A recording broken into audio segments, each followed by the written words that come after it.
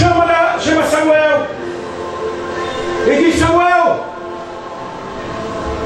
1 Samuel, versículo 16:3: convidarás Jessé para o sacrifício, e eu te farei saber o que há de fazer, e ungirás a quem eu escolhi. Deus estava falando: Samuel, você pode ir lá, mas quem escolhe sou eu.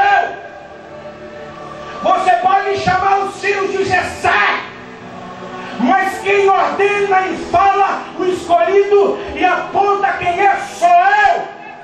Porque os meus olhos aqui de cima vê tudo, e nada fica oculto aos meus olhos. Dos meus olhos nada pode se esconder, porque os meus olhos é como um raio-x. Nada pode passar despercebido. Samuel chega na casa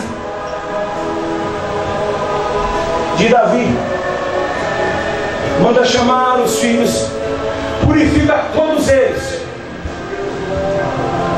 e Deus começa a fazer um trabalhar ali.